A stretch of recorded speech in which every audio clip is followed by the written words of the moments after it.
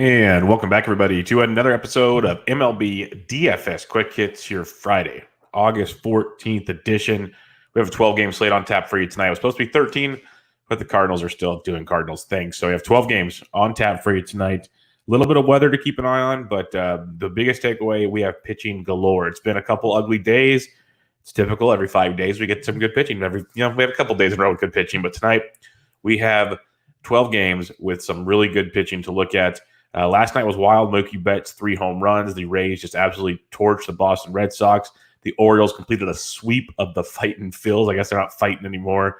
Chalky DeSclafani did not get there. The reports coming out, and it kind of what I was speculating was tipping his pitches. And they figured it out when it was too late, when there was 9 runs on the board, because the bullpen shut him down for 7 innings. That tells you something that the Pirates' bats aren't great as we expected. So lots to think about there, lots to look at tonight. So let's get at it. Your totals on this 12-game slate.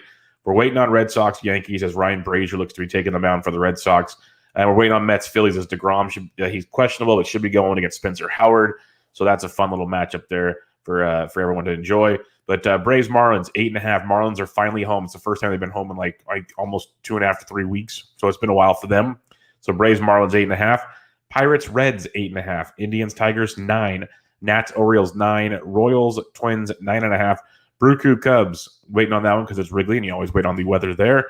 Rangers, Rockies, 12.5. By far the highest total on this slate, because you have Lance Lynn, good pitcher, against Ryan Castellani.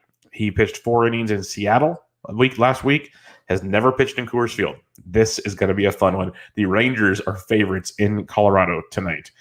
Seattle, Houston, total 9. Dodgers, Angels, 9. Padres, D-backs, 9. And A's, Giants wrap up the evening with a total of 8. So as you can tell, compared to most nights, we got some good totals to look at, some good games to check out. So one thing also with the weather I mentioned, Pittsburgh, Cincinnati, about 15% chance of rain. Cleveland, Detroit, wind blowing in from left field about 10 miles an hour. Washington, Baltimore, 15 to 20% chances of rain. Kansas City, Minnesota, about 25% chances of rain with the wind howling out to left field. So keep an eye on all those. Hopefully they all get in. The chances aren't too heavy. Watch your local weather deals that you enjoy for that information. All right, let's take a look at the pitching. There's 3 guys over 10K. There's Jacob deGrom at 11.6. He's day-to-day. He should be just fine, hopefully, for tonight. Garrett Cole at 11,000. Kershaw at 10.6. If I'm picking one guy up here, it's Garrett Cole. I just go to him every time. The guy's legit. He's off to, I guess, some are considering a slow start this year, but 10 Ks his last time out. Looks pretty darn good to be against Tampa Bay. He had 10 Ks over 4 2/3, give 3 earned runs. He's given up a home run in every start. That's something that we mentioned a lot even last year, is if you want to get really, really ballsy in a GPP, he's good for 1 or 2 home runs a game, kind of like a Scherzer is, like a Verlander. They don't care. They know their stuff's that good. They're going to groove it in there. So they're gonna make their stuff happen. So Cole at 11,000 versus Boston. I'm not going to go super deep into this because you know what you're getting with Garrett Cole. You know what you're getting with the Boston Red Sox. The Boston bats are pretty quiet overall. Like, the damage they've been doing of late has been against bullpens. So they're not like lighting the world on fire against everybody else. They have a 299 WOBA and a 160 ISO versus righties. They're striking out 26% of the time versus right-handed pitching. So Cole is a great play at 11,000. He's the guy I'd pay for if I'm going up big. But on a slate like this, I don't think I need to get in there. Aaron, thank you. It's raining hard in Minnesota, so that's good to know. Windy this morning, likely clearing up this evening. Thank you, Aaron Rasmus. We appreciate it. And as you guys can tell, we do this live feed on my Twitter through Periscope. It's also on the RotoBaller YouTube channel live, so you can check all that stuff out at all times. You can always subscribe to MLB DFS Quick Hits on iTunes and your other platforms. Give a rating and review there. We'd appreciate it. But the live chat, you can come and be a part of the show every morning. And so always fun stuff in there. But yeah, if I'm paying up for pitching, I'm paying up for Cole. Otherwise, I'm going to save cash because there's a lot of really good options tonight. Like, for once, there's 1, 2, 3, 4, 5, 6, 7 guys in the 9K range. That is something we haven't seen all year for sure. Rarely ever see, period. Merrill Kelly at home against San Diego, I'll pass. He's been pitching very well, but I'll pass. I'd rather go to Sonny Gray at 96 at home against Pittsburgh. Like I mentioned, DeSclafani was tipping pitches. Let's get on the Sonny Gray train. He got beaten around a little bit at Milwaukee his last time out, but his 3 starts prior, all at Great American Small Park. Dominated Cleveland, dominated the Cubs, dominated the Tigers. 28, 39, 30.5 DraftKings points. Absolutely filth from one Sonny Gray in those outings. So lots to like, obviously, with Mr. Sonny Gray. Pirates only a 3.4 team total, second lowest on the slate, only to the Giants. 233 Bubba 100 ISO versus righties, like we talked about yesterday. Sonny Gray's the real freaking deal right now. Absolutely dealing out there with a K rate of almost 30%, ground ball rate of over 50%. Sonny Gray at $9,600. Sign me up for him. The next guy I'll be taking a look at on this slate is Mr. Aaron Cevalle at $9,300. I don't know how Jake Odorizzi's 94. I know he's facing the Royals, but yeah. But give me Aaron Cevalle at $9,300. This guy is awesome, over 20 points every time out. I was on him in season long. We preached him up in that, and he's been absolutely great so far this year. 6 innings or more in 3 straight starts, no more than 3 earned runs in any start. He's had 5 or more Ks in every start. He had 5 last one, 9 in each of the previous 2. Nice ground ball to fly ball ratio as well. He's doing it all. And that I mentioned the ground ball to fly ball because that really, like, I know it's Captain Obvious stuff, but keeping the ball in the ballpark, it's a very nice thing to have. And the Tigers have a 3.9 team total.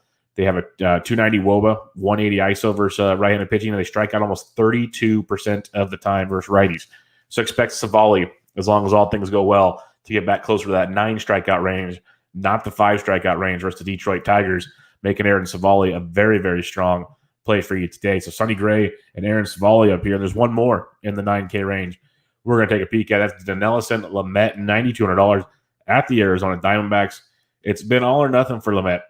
Dealt against Arizona at home his last time out, 6 2/3, 111 Ks. Against the Dodgers, only struck out 2, so it wasn't great. But then the Giants struck out 7, and then he faced Arizona again, struck out 8. So he's faced Arizona twice. He's thrown 11 2/3 innings. He's given up 2 runs. He struck out 19 D-backs in those 11 2/3 innings. A 37.8 and a 25.7 point performance against Arizona. Some might say, well, now they know him. I don't think it's going to matter with Arizona. They have a 313 WOBA and a dreadful 146 ISO, and that's with a souped-up Rockies series just coming off of that. So Dinelson Lamet at $9,200. I think he kind of gets overlooked in this range, so something to keep an eye on if you want to differentiate, because Sonny Gray is going to be pretty popular. You look at Cevalle, he'll be popular as well. So Lamet's a very good pivot with the way he's dominated Arizona already, as we mentioned the first 2 times this season. So that could be a very strong play. If you want to play the ownership game in a GPP, Tyler Chatwood's $9,100 at home against Milwaukee. The one thing I'll say is he got beat around his last time. There's no hiding that at all, but he still did not walk a soul. The swinging strike rate was still very, very strong. He got BABIP'd to death, like ridiculous amounts of BABIP. So it's still risky. $9,100 isn't great. Milwaukee's bats just aren't lighting the world on fire. So that's why I wanted to bring them up. They, as a team, the Brew Crew have a 288 WOBA and a 138 ISO, which is dreadful. And they're striking out almost 29% of the time versus right-handed pitching. So is Chatwood a must? No. But what Chatwood could do is be a very, very nice contrarian GPP play in his matchup against the Milwaukee Brewers if you so choose. But in the 9K range, I got Cevalle 1, Gray 2, Lamet 3, all very, very good options. One thing on a slate this size, you can play the ownership game and have a lot of fun with that. The other guy I'm playing today, and I'm going to probably play a lot, like Gray and this guy, Cevalle and this guy are some fun combos, even Lamet and this guy. That's Frankie Montauk, $8,400. I really can't wrap my head around how he's not in that 9K range. Montas is an absolute monster. His first 2 starts of the year, I'm just going to credit it up to him getting loose, 81 pitches, 77 pitches. But now he's ramped up. He's good to go. Back-to-back starts of 7 innings. No earned, 1 earned, 5 Ks, 9 Ks. He had 5 or more Ks in 3 of his 4 starts. He looked filthy against the Astros and then at Seattle. He looked great. He looked like the Frankie Montas we know and love that we expected. 1.57 ERA. He has a 4.27 xFIP, which is scary, but the last 2 starts, xFIP in the 3, which is something we can definitely live with Frankie Montas. Plus, now he's facing a Giants team with the lowest total on the slate at 334, 299 ISO, 130 ISO, 299 WOBA versus righties. There's a ton to like of Frankie Montas. $8,400 seems silly to me. Like I said, cash games, go Montas and either Gray, Cevalle, or Lamet. I don't care. I'd probably go Cevalle and Montas in cash right now. That's where I'd be heading for sure against the Tigers and against the Giants. That's where I'd be going. But you have a lot of options in these ranges, and Montas at his price point is just too cheap for the matchup he's in compared to other guys in this slate. So love me some Frankie Montas at $8,400. If you're looking to punt tonight, Pablo Lopez, $6,900 at home against the Atlanta Braves. Last year, Pablo dominated at home. Much better at home. He pitched okay his last time out against the Mets, just walked too many guys, walked 4 guys. and then he pitched great against Baltimore his first time out. Now he's back home and in a very, very good spot here against the Atlanta Braves, a Braves team that has a team total of 4.25. They're hitting righties good, 354 WOBA, 223 ISO. That's great. They also strike out 26% of the time versus right-handed pitching. There's a good chance they have no Ronald Acuna tonight to go with no Ozzie Albies. So that lineup's going to start looking more and more depleted. So I think Pablo Lopez at $6,900, definitely punt viable on this slate. And then the other guy you're going to look at that everyone's going to talk about is Spencer Howard at $4,000 against the Mets. The Mets bats are cheap tonight. I think there's some very nice value in their matchup. But you also have to look at Howard. You know, the pedigree's there with him. He made his debut against Atlanta, 4 2/3, 7 hits, 4 and get 2 homers, 1 walk, 4 Ks. Not ideal. Not ideal at all. But he has $4,000. Like, he got you almost 6 points. How many batters do we play at $4,000? You're like, okay, 6 isn't horrible. It's cash game viable. It's cash game viable at 6 points. You obviously want more from your pitchers. That's the hard part. Like, I love the punt pitchers. I have no problem punting them, going, hey, give me 10 or 12. That's awesome. But now you got to make that up with your bats also. So just remember, that's going to be really, really interesting with I know what you mean, Aaron. Why couldn't they be on yesterday's slate? That would have been great. But Howard at 4K, very punt viable. Just know the one thing you're doing when you're sacrificing your pitching, like if you pay 4K more for Montas, who can get you 25 to 30 points, and that's like a 13 to 14 point gap. Are you going to be able to spread out that 4K through all of your bats to get that gap? Very possible. Very possible. But also realize there's so many good pitchers tonight that it's going to be some really good matchups as well. So I'm not saying don't do it. I love it. We talk punt pitching on this podcast all the time. But I'm not as in love with Howard, but I totally get it, and I'll probably have a share or two. But it's not the most ideal situation for me. All right, 10K and above. Like I said, you don't have to pay up tonight if you don't want to, but Garrett Cole at 11,000, sign me up. In that 9K range, that's a sweet spot. Sonny Gray, Cevalle, Lamet. I like Cevalle the best out of those three. Chatwood's an interesting ownership play if you want to go there. And then Frankie Montauk with the bullet. Frankie Montauk all day long. And your punts are Pablo Lopez and Spencer Howard. All right, your catchers on this slate. Realmuto coming off a double dong night, gets DeGrom tonight. I might pass on Realmuto tonight, but if you want to feel frisky, knock yourself out. But we'll just save some cash here at the catcher's position tonight, which is a nice thing to be able to do on slates like this. Like if you are fading Chatwood, Omar Narvaez at 4K has a little bit of viability to you, but I'd still like to go even cheaper on this slate if you can. Like I'm just still scrolling here. Martin Maldonado at 35 versus Kikuchi has a little bit of an upside to you there. Francisco Cervelli is swinging a really good bat, actually. He's 3,400 versus Kyle Wright. Cervelli 16, 18, 0, 18, 12, 0, 14. Been very, very productive from the catcher's position. He's 3,400 versus Kyle Wright. So Cervelli's a nice cheapie if you choose to go that direction. Or you can keep saving money. If you want to fade Clayton Kershaw, Max Dassey's 31. Not sure I'd be planting my flag there, but that is an option for you as well. And you can keep saving even more at the position. Tucker Barnhart went deep yesterday. He's 29 versus Chad Kuhl. We love the target Chad Kuhl, period, especially with lefties. But Kuhl's been a little better this year. I won't completely downgrade him. But the Reds a 5.1 team total tonight. Definitely something to keep in mind against Mr. Chad Kuhl. So Tucker Barnhart is in play. Other than that, there'll be a few more guys here and there. Just check the lineups as they come out and see what stands out for you there. First base position, again, big slate, lots and lots of options. You got Matty Olson versus Johnny Cueto at 51. That's something to keep an eye on. Todd Frazier and Coors at 5K. It's a steep Todd Frazier price, but the matchup versus Castellani is awesome. Gave up so many home runs last year. A lot of pitch to contact. He's less than a K per inning type guy. It's going to be interesting to see how that matchup goes. Then you get that Rockies bullpen. Texas should, their team total is 6.5. It should be something special in that one. Something to definitely keep an eye on yet again. A few others to take a look at, though, when you scroll on down at the position. Miguel Sano against Junius is interesting. Junius, he showed some reverse splits at times last year, and so did Miguel. Right now, lefties are hitting 350, righties 332 versus Junius. Sano gets overlooked a lot because he's super inconsistent. So in the GPP, he's in play. Yuri Gurriel at 46. I always love Luke Voigt, especially versus righty. We talked about it many, many times. He hits righties very, very well. So 4,500 for Voigt hitting at the top of that Yankees order. The Yankees should be very popular tonight. They should be just below Coors. Actually, as they face Brazier, who where did you go, Yankee? There he is.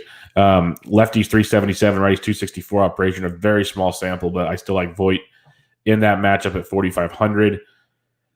Going on down to the below 4K range, like you could go 4K at Jesus Aguilar if you're feeling that one there, but like Tommy La Stella probably not going there tonight. Mike Ford though at 38 if he cracks the Yankees lineup against Brazier, cheaper piece of that action. Marwan Gonzalez at 38 if you're stacking Minnesota, cheaper piece of that action as well if you want to get some extra pieces of that puzzle in there. Hunter Dozier at 34. When I was doing research last night, kept standing out to me over and over again. He's returned from the IL, hasn't had the big game yet, but still 5 or more points in all 3 games. He had like 3 walks last game. He's a walk and a hit, walking a couple ribbies. He's being very productive, facing Odorizzi. I mentioned that wind blowing out if the rain holds off like they're saying. That could be a very interesting play at 3,400. Eric Hosmer went deep yesterday. He's 33 versus Merrill Kelly. Kelly's been throwing well. Hosmer's been hitting well too, so $3,300 for Hos is some nice savings. The first base does have some openings. Overall on this slate, I'll say I'm going to not pay a lot, but like 4K or more at a lot of positions. The outfield's got a ton of savings. You got some good savings here at first base as well. Other positions don't quite have some of the savings. Jake Cronenworth, 2,800 versus Merrill Kelly, if you want to go back to that, which I love him. I'll play him a lot. So his bat skills are very, very, very good. So don't mind that at all. Second base position, Whit Merrifield's up to 5,900, which just sounds crazy. He's stroking it. He's roping it, but that's wild stuff. DJ LeMahieu at 5,200 against Brazier. Another steep price tag. Really good spot, but that's steep when you can go down to like Nick Solak at 47 versus Castellani. That seems like a very, very strong play compared to those other price points. I get it. Merrifield's been beasting out. LeMahieu's been beasting out. But you get Solak, who's hitting pretty darn well in Coors versus Castellani. That stands out as some savings that's worth looking into. Other than that, though, like I said, it's a weird slate because there's so much good pitching. Like if you want to fade Sonny Gray, okay, there's some options with Newman and Frazier, but I'm not fading Sonny Gray. You go to John Birdie at 4K, get on, steal some bags, but only for the power. That's the difference there. Go down even farther. It's just really, really bleak at this position. Like Luis Arias at $3,600 in cash. Sure. Not sure it's a GPP strong enough in his matchup. You could look at like Chris Taylor and Kiki Hernandez's versus Patrick Sandoval, the lefty. There'll be options with the Dodgers in that one. Josh Van Meter's down to 3K. He's playing pretty much every day, so he's a discount versus Chad Kuhl. Mentioned Cronenworth at 28. Andres Jimenez at 28 versus Howard. Jimenez continues to get it done fantasy-wise, 12, 10, and 10 in 3 straight games, a 0 and a 22, so 10 or more in 4 of 5. Gets on, steals some bags, and scores some runs. So you could punt easily with Jimenez at $2,800 in cash and a little GPP viability. Don't mind that one at all. Third base position, we have Arenado and Coors at 6K. Not bad. Bregman at 57. Okay. But Jose Ramirez at 56 versus Ivan Nova is very interesting. The Indians, they're going to get overlooked, I think, on this slate versus Mr. Nova. And they shouldn't because the Indians have a team total of 5.12. Lefties 350, righties 349 versus Nova. The Indians' bats have struggled this year. 271 WOBA and a .09 ISO versus right-handed pitching. Very, very big struggle. But you get a guy like Jose Ramirez in this matchup. It stands out pretty good. You got Chapman at 53 if you want to fade Cueto. The ball is flying out of Oracle compared to what it used to. So that's definitely something to keep in mind. Like don't ignore that information. Lefties are hitting 367, righties 296 off of Cueto. So you can go there if you so choose, but not the most standout sexy play on the board. Urshela at 49 versus Brazier. Justin Turner at 48 versus Patrick Sandoval. You can look at those two for sure. But going on down for some savings potentially, like a Brian Anderson at like 41 versus Kyle Wright. That's actually pretty strong as he's been playing great. Back-to-back 18-point games, homered in back-to-back games for Mr. Brian Anderson. One of your better values on this slate is Isaiah Kenner-Falefa, only 4K in Coors Field. I think that's a very, very strong value, very big mispricing there by DraftKings. So IKF at 4K is someone to keep in mind on today's slate as well. But this is one of those positions where the value really shrinks up. Like Hunter Dozier at 34 still is some pretty interesting value to me at this position. Like Yohan Camargo at 3K if you want to go there, but I'm really not running to go play Yoel Camargo in that scenario. So there might be something that pops up as things happen. Like Alec Baum is now he's viable, but he's facing Jacob deGrom. Do you want to play Baum at 21 versus deGrom? Probably not. Probably not for me. Shortstop position. Trevor Story, 6,200. Tatis Jr., 56. I'll take the $600 savings for Tatis all day. And you also got Frenchie Lindor at 52 versus Nova. That's a good spot there, but priced up a little high. It's interesting, very interesting. Seager's back and went deep, but I'll pass tonight on that price point. I like when he's a lot cheaper. That's for darn sure. This is a position that's very, very tricky. Very tricky. Like Elvis Anderson, Coors at 47 stands out. Carlos Correa versus Kikuchi at 45. That looks pretty strong as well, as Correa has been hitting it pretty good this year when he swings that ass B. That's one thing he's doing pretty good. Dansby Swanson at 44. Don't hate that versus Pablo Lopez either. But you can save some cash. Jorge Polanco only 42 versus Junius. Johnny VR at 41 versus Wright. Two good savings there at the shortstop position with Polanco and VR. It's kind of like if I pay for those pitchers in the 9K range, I'll probably be living in this like 4K range. That's just the way it's going to work out. John Birdie, you mentioned him earlier at 4K. Alberto Monteci, he's $3,900. If you believe he can get it going, he's a guy to look at that price point. That is some savings, but man, he's been tilting this year. Very, very tilting. So keep that in mind. JP Crawford is lefty, but $3,400.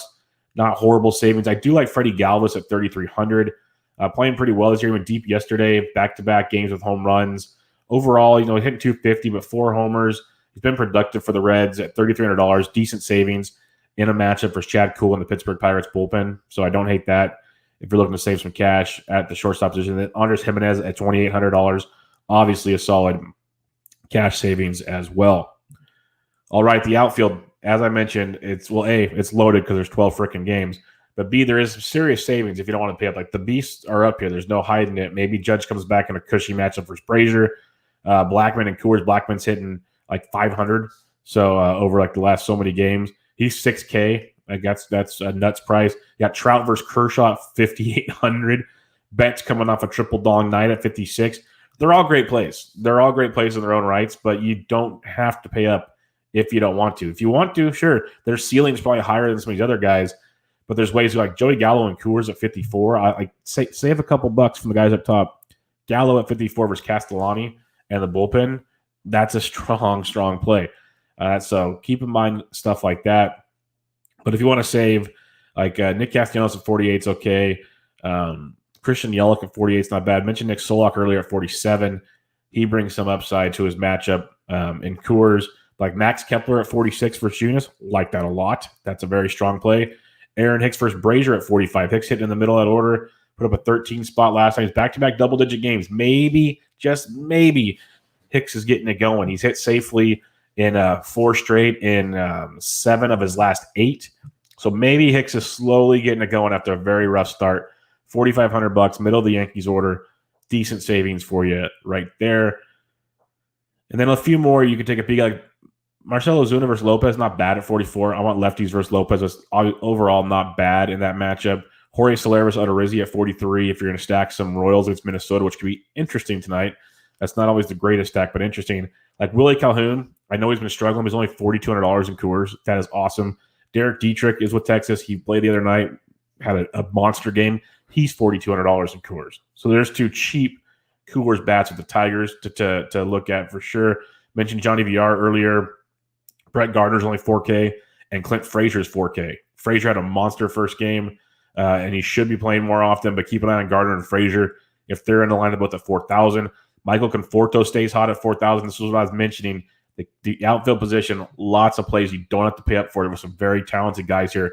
So Conforto at 4K. If Talkman cracks the lineup, he's 39 in a really, really strong spot. There's a lot down here. Dylan Moore is only 38 versus Framber Valdez. Decent savings for you in that one. And there's a few more I really, really like down here if you want to super save. Like Jesse Winker at 36. Guy is crushing baseballs right now. He's hit safely in 2, 4. I wrote this up last night. 7.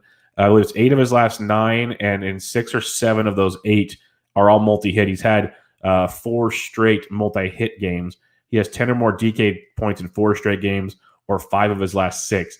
He's $3,600 versus Chad Kuhl. Winker is a very strong play tonight. He's the cover boy on my values article over at rotoballer.com for today's slate. So check out some Winker at that price point. A few others. Trent Grisham's always interesting at 36. Good matchup versus Kelly. I respect Kelly, but we know how the rails can come off for Kelly as well. So Grisham at 36 and a late night Padres stack is in play often. Byron Buxton's only 35. He brings a tear to my eyes that he's actually starting to play well. double donged last night out, but just he's hitting for a 298 average. He has 5 homers. He's doing things that we all dreamed Byron Buxton could do. Just stay healthy, my man. Like, the talent level's always been there. Stay healthy. 3,500 is a good price tag. A healthy Byron Buxton at 35 in a good matchup is strong. Brandon Nimmo at 34, good savings. If Jake Cave gets in the Minnesota lineup at 33, that's strong as well. Ian Happ, even though I love Brandon Woodruff, Ian Happ at 33, a little bit of upside for you in that one. Nick Senzel is crushing it. Big game yesterday. He's 3,200. That's a really nice savings for some power upside. Like, Winker might be more the cash play, with Senzel more the GPP, or you stack them together because they're both kind of hitting close to the order more often than not, unless they move it around again. But that's an interesting option for you. So, again, tons of plays down here if you want to save some cash. Like Akiyama's 3K, Van Meter's 3K, Brian Goodwin's 30K, but it's versus Kershaw, so maybe not. Jacoby Jones versus Cevalle. As much as I love Cevalle, Jones at 3K, decent punt if you're not using Cevalle. The upside is definitely there. If you think Cole's going to struggle or give some up, Verdugo's only $2,900 leading off most likely. Little things like that you can take a peek at. But one of my favorite punts, he's cash game viable. He's stackable. I mentioned him pretty much every day this week. I should have mentioned him earlier because he's having a good year, but he's really swinging it well. He had a combo meal the other day, a homer and a stolen base for those keep you track at home. Robbie Grossman's $2,700 versus Cueto. That is extreme savings. Like, Grossman and Jimenez, both 27 and 28. You can do that and pretty much do whatever you want. Like, in cash, I'd probably start with those two and put them with your pitchers and go from there. But you don't have to. Like, I'd rather have Grossman than Jimenez if you have to pick one of the two, but both very cash viable if you're looking at mine right there. All right. Well, what three outfielders were there? Aaron said I named his 3 outfielders all under $4,600. There's a lot of good ones down there. Like I'm saying, you don't have to pay up in the outfield tonight. Something to definitely keep in mind. Yes, Ronnie VR is the man. He can get on, steal bases, add up those points in a big, big way. While we're recapping things here, pitching wise, if I'm paying up for one of the guys above 10K, it's Garrett Cole. In the 9K range, Cevalle, Gray, Lamet in that order, all very good. Chatwood's an interesting GPP pivot. Frankie Montauk, $8,400. Absolutely love Frankie today. And then your punts are Lopez and Howard. So definitely look at those. And if you're stacking it up, the Rangers and Coors are just sweet in that matchup versus Castellani. That's simple. Rockies are always in play, but give me the Rangers tonight for sure. The Twins versus Junius is very, very strong. The Royals are sneaky in their comeback with Odorizzi. Like, I'm not a big Odorizzi guy. Lefty's hitting 326, righty's 262. Royals only a 311 WOBA, but a 180 ISO is not horrible. Hunter Dozier's coming back. You got Soler. You got Merrifield. You got some bats there. Salvi's swinging it, like heating up a little bit. I'm not saying go all in on the Royals, but they're one of the sneakier ones I kind of like tonight. I think there's some upside there in that matchup. The Astros are always in play against Kikuchi. You could definitely look at that. The Indians versus Nova. The Indians bats are off to a stupid slow start, but a really good matchup versus Nova tonight. So that could be one, but the Indians are a little more pricey, so that's an interesting one in their matchup. The Reds versus Cool, I'm a fan of big time. I think the Padres, Merrill Kelly, I respect what Kelly's doing this year. Padres could be an interesting late night hammer. Padres and A's, those two in their match versus Kelly and Cueto. 2 pitchers that are pitching good, like they haven't had the blow-ups. At the same time, these offenses, you get into the bullpens, could get quite interesting.